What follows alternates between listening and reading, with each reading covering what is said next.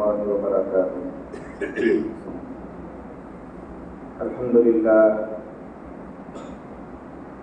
لله نحمده ونستعينه ونستغفره ونؤمن به ونتوكل عليه ونعوذ بالله من شرور أنفسنا ومن سيئات أعمالنا.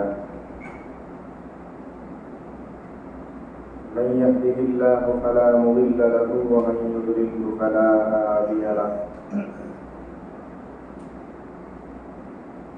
ونشهد أن لا إله إلا الله وحده لا شريك له. ونشهد أن سيدنا ومولانا محمدا عبده ورسوله صلى الله عليه وعلى آله وأصحابه وبارك وسلم. أما بعد فأعوذ بالله من الشيطان الرجيم. بسم الله الرحمن الرحيم.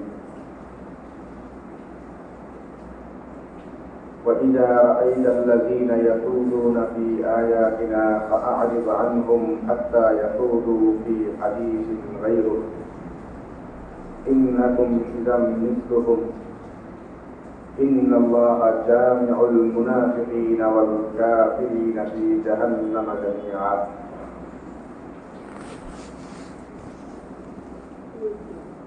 وقال الله سبحانه وتعالى: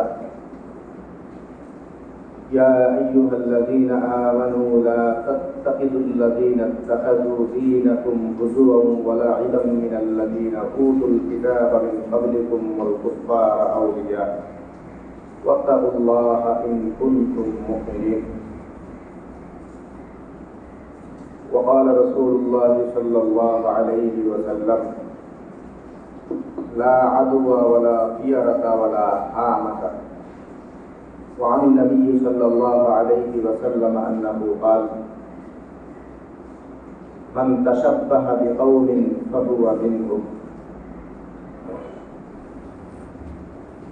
اللهم صل على محمد وعلى آل محمد كما صليت على إبراهيم وعلى آل إبراهيم إنك حميد مجيد. اللهم بارك على محمد وعلى آل محمد كما باركت على إبراهيم وعلى آل إبراهيم إنك حميد مجيد. سبحانك لا علم لنا إلا ما علمتنا إنك أنت العليم الحكيم. মহান আল্লাহ পাক রব্বুল আলামিনের দরবারে অসংখ্য শুকরিয়া জ্ঞাপন করছি, যিনি আমাদেরকে অন্যান্য জুমার ন্যায় আজকেও জুমার নামাজ আদায়ের জন্য পবিত্র ঘর মসজিদে আসার তৌফিক দান করেছেন। আলহামদুলিল্লাহ।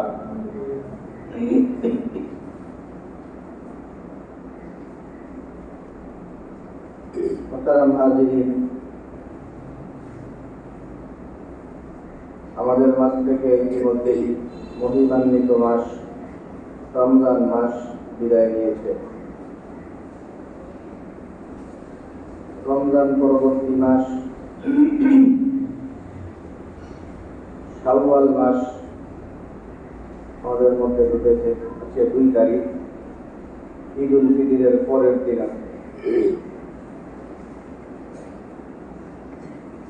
রমজান মাস শেষ হইলে এই ঈদ উদযাপন এবং শাওয়াল মাস কেন্দ্রিক বেশ কিছু করণীয় কথা কোরআন এবং হাদিসে বর্ণিত আছে।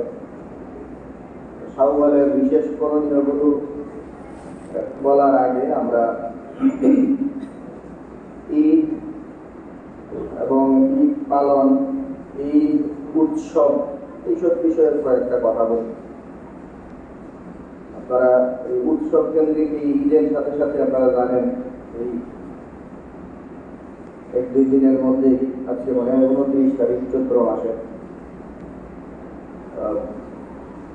পরবর্তী মাস বৈশাখ, নতুন বাংলা নববর্ষ। বাংলা নববর্ষ কেন্দ্রিক পয়লা বৈশাখ এটাকেও কেন্দ্র করে একটা আমাদের দেশে উৎসবের একটা রেওয়াজ আছে। ঈদের উৎসব সাথে সাথে আরেকটা উৎসব, উৎসব কেন্দ্রিক যে ইসলামের দৃষ্টিভঙ্গি, সেটা নিয়েও আমরা দুই একটা কথা বলি।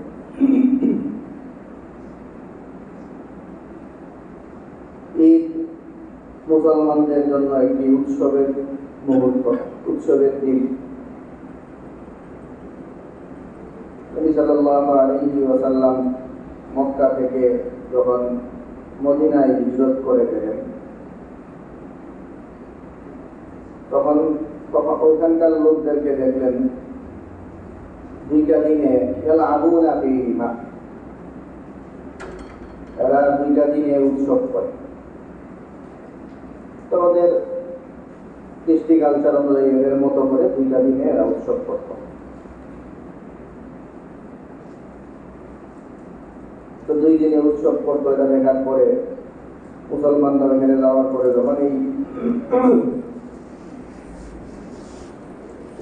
উৎসবের পরিবেশ দেখলো, উৎসবের পরিবেশ মুসলমানরা দেখার পরে মুসলমানদের মধ্যে মানুষ হিসাবে একটা এই উৎসব কেন্দ্রিক ভালো লাগা এগুলি কাজ করতে পারে। তো নবী সাল্লাল্লাহু আলাইহি ওয়াসাল্লাম মুসলমানদেরকে উৎসবের জন্য বললেন যে কাদ আবদালাকুমুল্লাহু বিহিমা খায়রাম মিনহুমা ইয়াউমাল ফিতরি ওয়া ইয়াউমাল আযহা। তো অন্যান্য যেসব উৎসব আছে এগুলোর পরিবর্তে, ওদের এই উৎসবগুলির পরিবর্তে আল্লাহ তাআলা তোমাদেরকে দুইটা উৎসবের দিন দিয়েছেন। ওদের উৎসবের পরিবর্তে আল্লাহ তাআলা তোমাদেরকে দুইটা উৎসবের দিন দিয়েছেন, ইয়াউমাল ফিতরি ওয়া ইয়াউমাল আযহা। একটা হলো ঈদুল ফিতরের দিন, আর একটা হলো ঈদুল আযহা।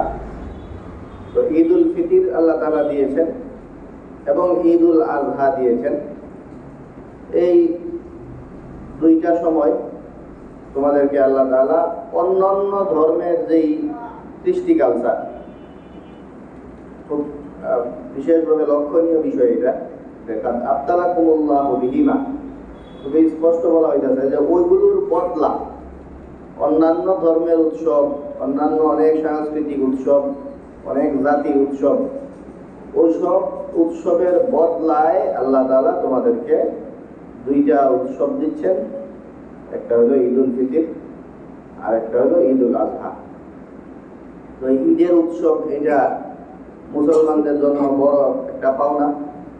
এটা মুসলমানদের উৎসবের দিন, উদযাপনের সময়, এবং এটাকে মানুষজন এই সময় উৎসবের জন্য যা যা প্রয়োজন, বিভিন্ন মানুষজন একসাথে জমা হওয়া, পরিচিতরা একত্র হওয়া, আত্মীয় স্বজনদের একত্র হওয়া, মানুষজন নতুন জামা কাপড় ইত্যাদি কেনা পরা, এই ধরনের একটা উৎসব পালনের জন্য যেই ধরনের বৈধ পন্থা, সবগুলি মোটামুটি ভালো খাবার দাবারের আয়োজন করা, মিষ্টি মুখ করে ঈদগাহে যাওয়া, এই যত খাবার দাবার খাওয়া পড়া, তারপরে মানুষজনের মিলন মেলা, গ্যাদারিং, এই যে ব্যাপারগুলি সবগুলোকে জমিয়ে ঈদের যে আয়োজন, ঈদের মধ্যে এই সবগুলোকেই একত্র করা হয়েছে। এই উৎসবগুলো পালন, এগুলি ইবাদতেরও কাজ, এগুলি সুন্নত।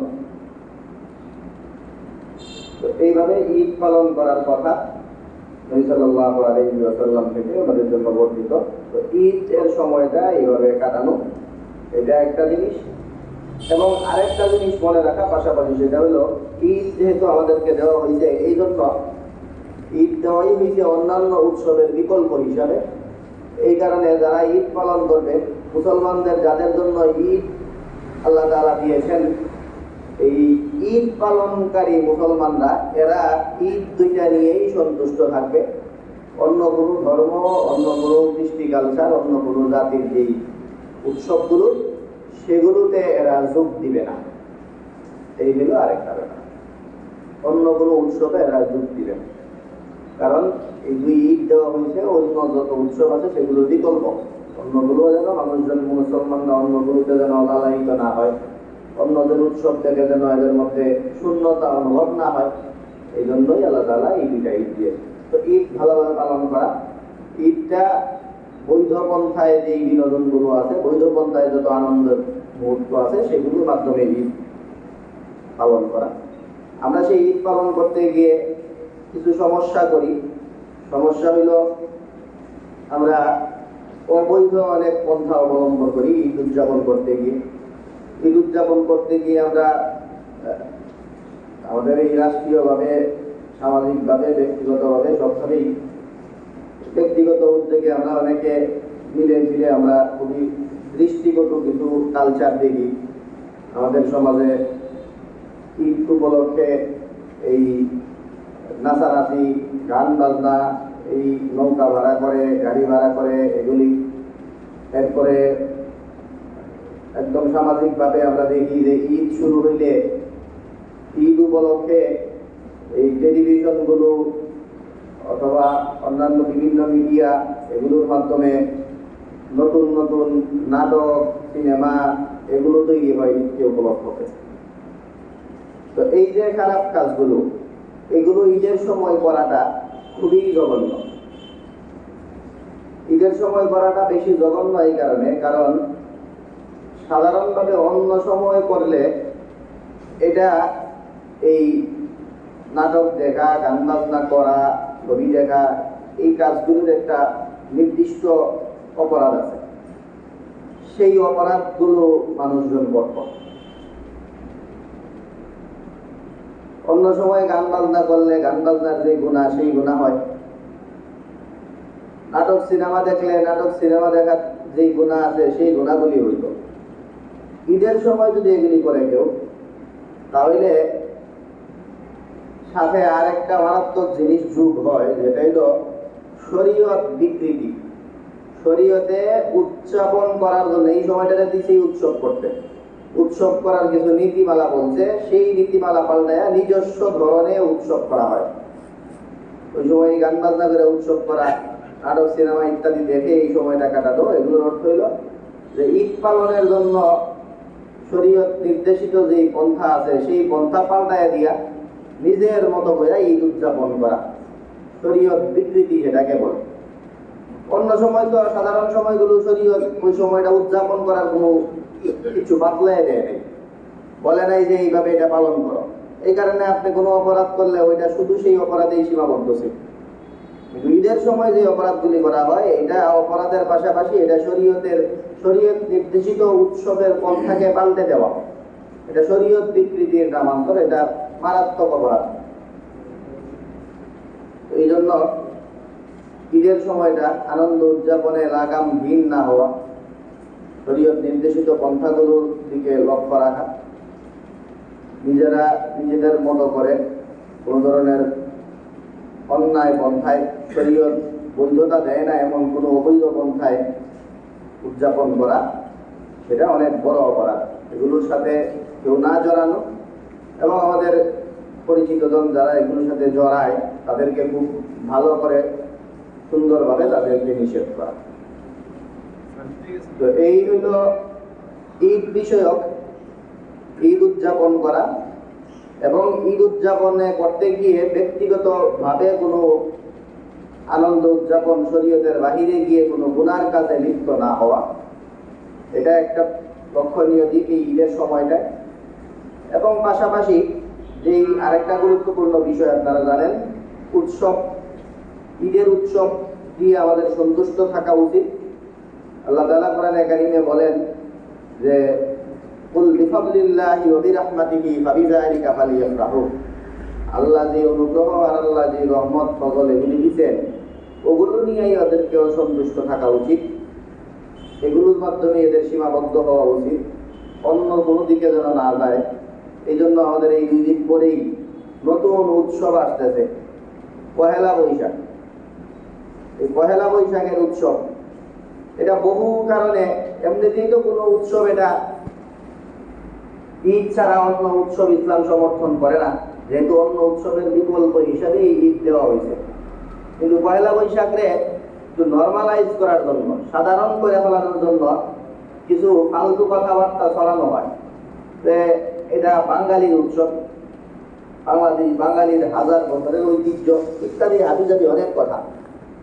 তো এখানে আসলে পহেলা বৈশাখ এটা মানুষকে সাধারণভাবে এই বাংলাদেশের মানুষকে গিলানোর জন্য, তরল মনা মুসলমানদেরকে জড়ানোর জন্য অনেক কথা বলা হয়। কিন্তু এই পহেলা বৈশাখ উপলক্ষে যা করা হয় এই সবগুলি শরীয়তে হয়তো অবৈধ অথবা অপসংস্কৃতি, অথবা কিছু কিছু আছে একদম শিরিকের পর্যায়ে। এই নাজায়েজ হারাম শিরিক এগুলোতে ভরপুর এই অনুষ্ঠান হইল পয়লা বৈশাখ। পয়লা বৈশাখে সবচেয়ে জাঁকজমকপূর্ণ ভাবে ঘটা করে যে আয়োজনটা করা হয় সেটাই হইল শিরিকের অন্যতম একটা উপাদান।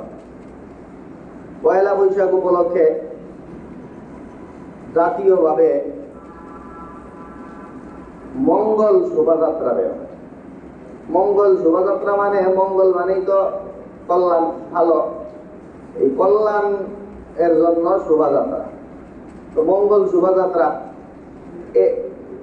ধর্মীয় অনেক যৌক্তিক বিষয়, যে জিনিসগুলো একটু চিন্তা করলেই মাথায় ঢুকে, এইগুলোরে অযৌক্তিক, এগুলো কোন যুক্তিতে এইসব হাবিজাবি কথা যেই লোকগুলি বলে, যেই এই মডার্ন শিক্ষিত লোকগুলি এগুলি নিয়ে আপত্তি তোলে, এরাই এই ফালতু মাথায় ধরে না যে এই রেলি বাইর করলে ওটার লোকে কি এর মঙ্গলের সম্পর্ক, এরা এগুলিতে আবার ঠিকই ধরে।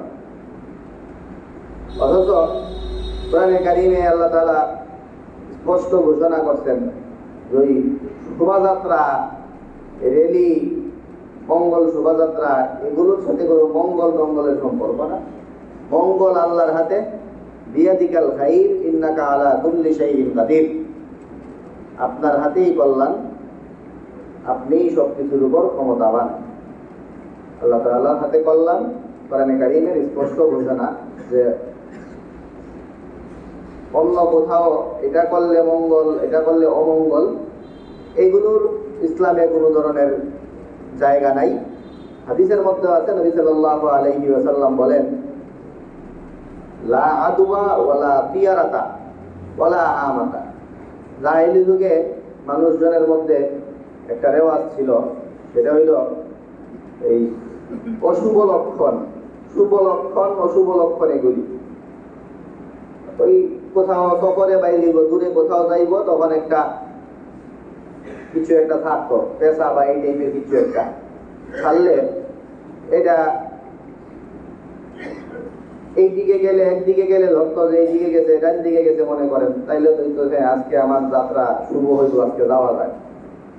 আর নাইলে এরা আজকে যাত্রা বাদ দিয়ে দিত, যাইতো না, বাইরে হইতো না।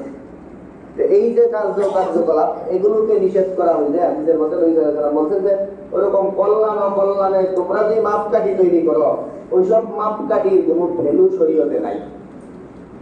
এমনকি এইসব ফালতু চিন্তা কারো মাথায় ঢুকলেও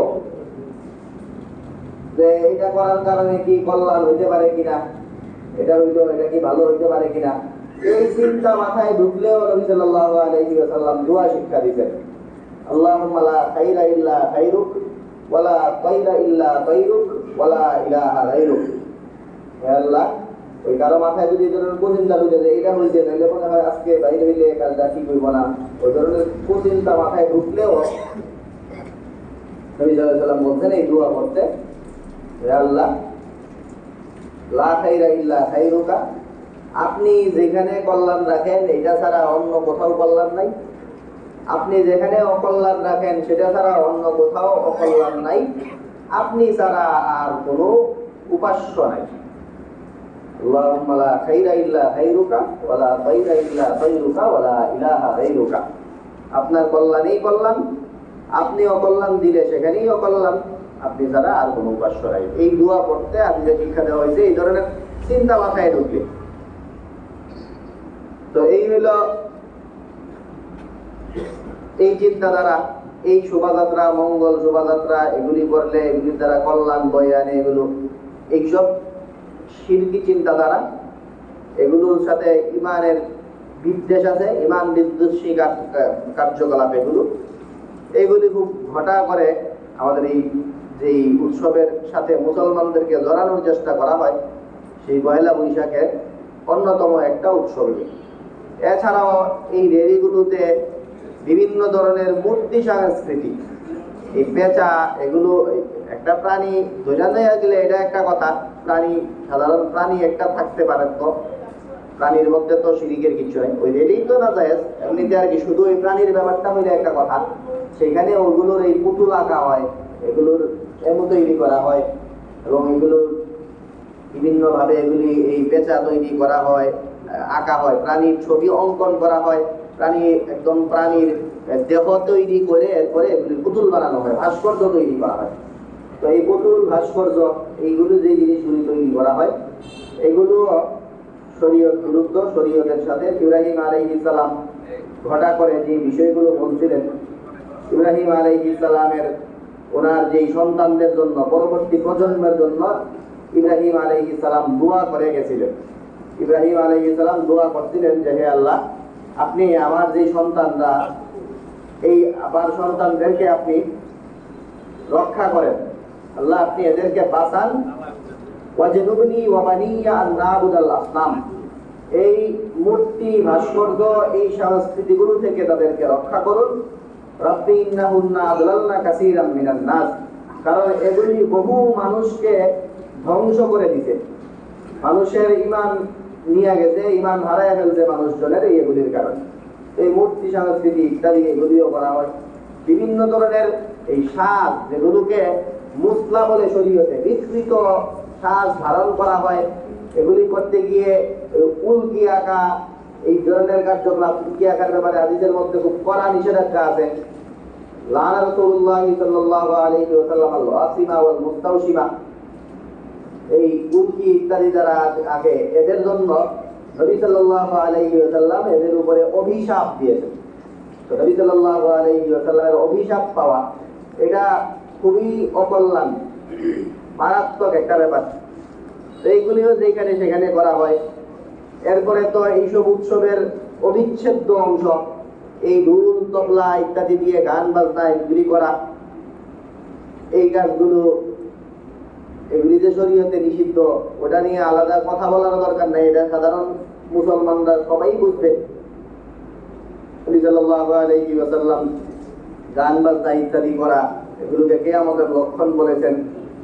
আল্লাহ তাআলা কোরআনে কারীমে কড়া নিষেধাজ্ঞা জারি করেছেন, ওমিনান নাসি মান ইয়াশতারি লাহওয়াল হাদিস লিয়ুদিল্লা আন সাবিলিল্লাহি বিগাইরি ইলমিন ওয়া ইয়াত্তাখিযাহা হুজুয়া উলাইকা লাহুম আযাবুম মুহিন।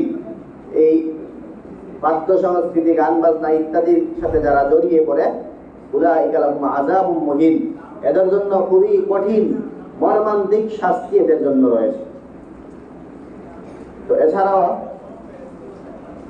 এগুলোর মধ্যে মানুষজনের এই নারী পুরুষের অবাধ মেলামেশা, এগুলোতে ওই বৈশাখী সাজ সেজে নারী পুরুষেরা রাস্তায় বের হয়ে এই উৎসব করা, এগুলি এই ধরনের অপরাধী অন্যায় কার্যকলাপ, যেগুলো যে কোনো মুসলমানদেরই বুঝে আসে যে এই কাজগুলো যে ঠিক না।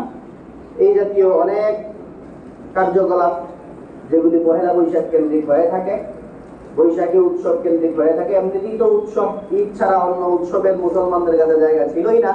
পাশাপাশি সেই সব উৎসবে এমন এমন কাজ করা হয় যেই কাজগুলি কোনো মুসলমান সমর্থন করতে পারে না। এই টাইপের কার্যকলাপে অংশ না নেওয়ার ব্যাপারে কোরআনে কারীমে আল্লাহ তাআলা ঘোষণা করেন, ইরশাদ করেন যে ওয়াইদা রাআইতাল্লাযীনা ইয়াকুলুনা ফি আয়াতিনা ফাআরিদ আনহুম, যখন তোমরা এই ধরনের উৎসব ইত্যাদির নামে আল্লাহর দ্বীনকে নিয়ে তামাশা করা হয়, তোমরা দেখো, ফাআরিদ আনহুম, তখন এগুলো থেকে তোমরা বিমুখ থাকো, এগুলো থেকে দূরে থাকো, এগুলিতে তোমরা অংশ নিও, ইবাদত করার কথা, এগুলির ধারে কাছে যাইবা না, এগুলি থেকে তোমরা বিমুখ হয়ে যাও। তো পয়লা বৈশাখ ইত্যাদিতে কেউ অংশ না নেওয়া, অংশগ্রহণ না করা, এবং আমাদের যাদেরকে আমরা দেখি এগুলির সাথে জড়ায়, তাদেরকে এগুলি থেকে গুরুত্বের সহিত বুঝিয়ে শুনিয়ে পালন করা, এটা এই সময়ের আমাদের জরুরি একটা সতর্কতা। এমনিতে পয়লা বৈশাখ যেটা, এটার বাংলা যেই সনটা, একটা সন, একটা ক্যালেন্ডার যখন প্রণীত হয়, সেটা নিয়ে তো কোনো সমস্যা না, সেটা হইতে পারে। হিজরি সন, এটা নিয়েও আমরা বলছি যে যে কোনো কারণে নতুন একটা ক্যালেন্ডার প্রণয়ন হইতে পারে, কিন্তু এটাকে কেন্দ্র করে এই ধরনের উৎসবের আমেজ দেওয়া এবং সেই উৎসবগুলিতে এই অপসংস্কৃতি নিয়ে আসা, শরীয়ত বিরুদ্ধ কার্যকলাপ করা, এগুলি নিয়ে সমস্যা। নচেত এই পয়লা বৈশাখ বা এই নতুন বাংলা সন, এটার ইতিহাস ঘাটলে এটার গোড়াটা খুবই ভালো।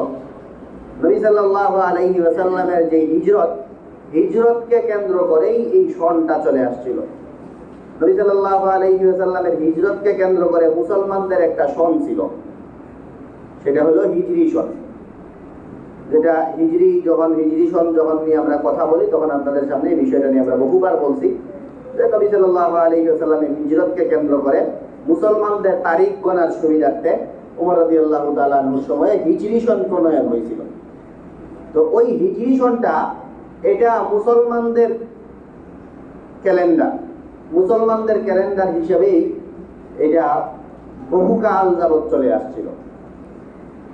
তো মুসলমানরাই যখন ভারতে শাসন করা শুরু করছে এবং ভারত শাসন করতে গিয়া এই ভারত অঞ্চলে যখন মুসলমানদের ওই খাজনা ইত্যাদি নেওয়ার সুবিধার্থে মুঘল সম্রাট বাদশাহ আকবর উনি একটা হিসাব করে দেখলেন যে মুসলমানদের যে সন, যেটা হিজরি সন অনুযায়ী চলে, ওটা দিয়ে প্রতি বছর এই খাজনা নিলে একটু ঝামেলা হয়।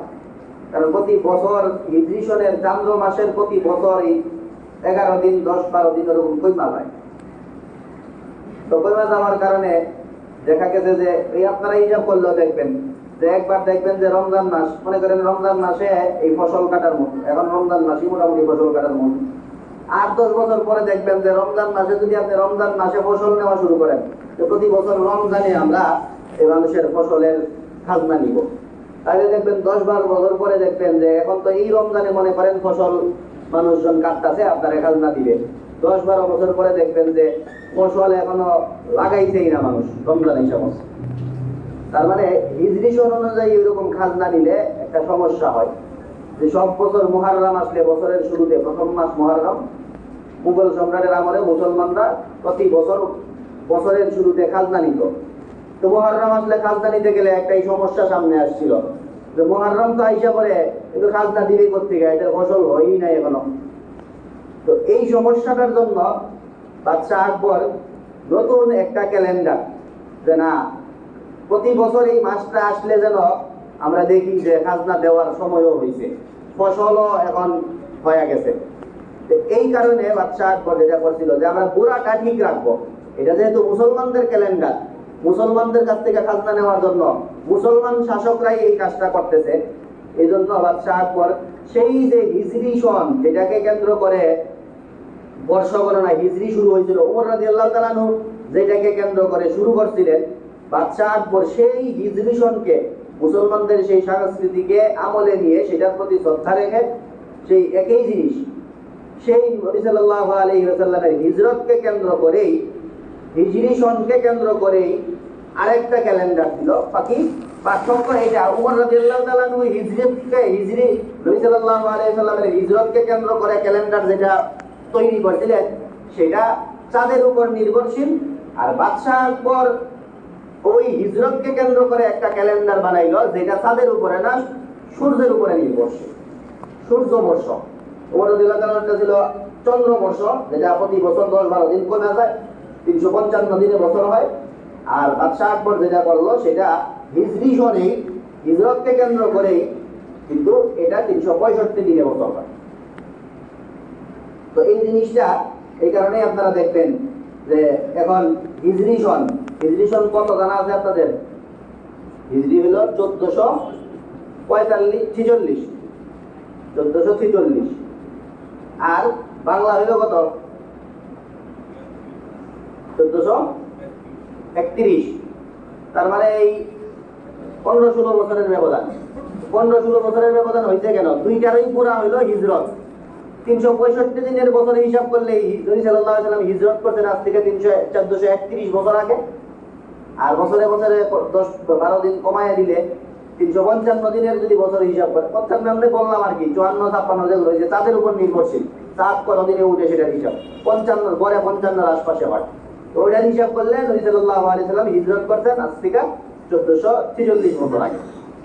তো এই 1431-46 যে কাছাকাছি, এটার কারণ হইলো এই দুইটা 1400 হওয়ার কারণ হইলো হিজরতটাই দুইটার গোড়া। আর একটু পার্থক্যের কারণ হইলো যে একটা হয় 365 দিনে সূর্যের হিসাবে, আর একটা হয় চন্দ্রের হিসাবে। তো জিনিসটা তো ভালো ছিল, হিজরতকে কেন্দ্র করে মুসলমানদের এই একটা ক্যালেন্ডার এটা, এবং মুসলমানদের সরকারই এটা করছিল খাজনা নেওয়ার অসুবিধা থেকে বাঁচার জন্য। প্রতি বছর মুহররমে তো নেওয়া যায় না, নিলে এই ঝামেলা তৈরি হয়, কয়েক বছর পরে মুহররমে ফসল আসেই না। এই কারণে এই মুহররমের জায়গায় বৈশাখ ছিল ওই বছর, এই জন্য বৈশাখ। তো প্রতি বছর বৈশাখে খাজনা নেওয়া হবে, এই সুবিধার্থে এটা করা হয়েছিল। কিন্তু সেই মুসলমানদের এই কাজটাকে, এইটাতে মুসলমান থেকে সরায় নিজে বাঙালিতে নেওয়ার পরে এরপরে এটার মধ্যে সময়ে সময়ে যা যা পারে ঢুকাইতে, যখন মনে চায় সেটা ঢুকাইয়া এটার নাম দেয় 1000 বছরের বাঙালির ঐতিহ্য। এটা মঙ্গল শোভাযাত্রা 1989 থেকে এটার প্রথম হয়েছে, কারো মাথায় ঢুকছে 1989, কিন্তু এটা অনেকে 1000 বছরের বাঙালির ঐতিহ্য। তো যেখানে যেটা ভালো লাগে এটা ঢুকাইয়া পরে বাঙালির ঐতিহ্য হইয়া বাংলাদেশি মানুষদেরকে। কিন্তু বাংলাদেশি মানুষের তো আছে এর চেয়ে বড় আরেক পরিচয় আছে, এরা মুসলমান। তো ইসলাম যেটা না করে সেটা যত সংস্কৃতি হোক, মুসলমানরা এটা মানতে পারে না। তো এখানে মুসলমানদের সুবিধার্থে এটা করা হয়েছিল।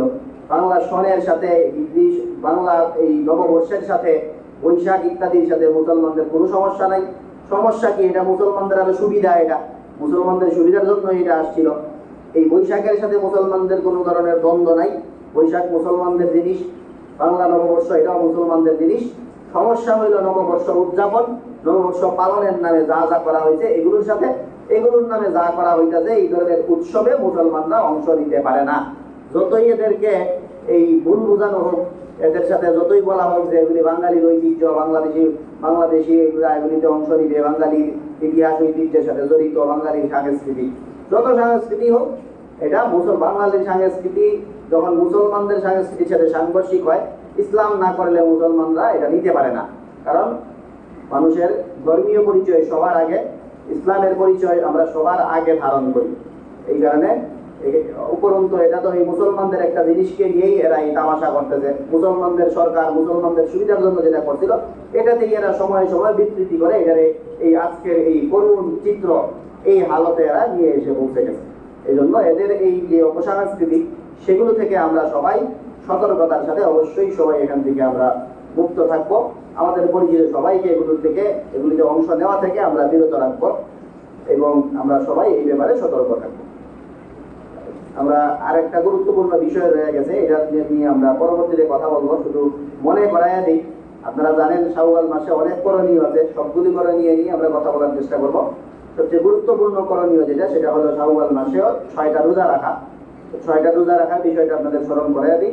6টা রোজার গুরুত্ব, কেন রাখা হয়, এগুলির কি লাভ, এবং অন্যান্য শাওয়ালের কি করণীয়, শাওয়াল মাসের অন্যান্য করণীয় কি কি, সেগুলো নিয়ে আমরা পরবর্তীতে কথা বলবো। আল্লাহ তাআলা আমাদের সবাইকে এগুলি বুঝার তৌফিক দান করুন। সামনে অনেক জায়গা ফাঁকা আছে, সেই জায়গাগুলো আমরা আগে দেখে পূরণ করি, তারপরে আমরা সুন্নতে জানাই।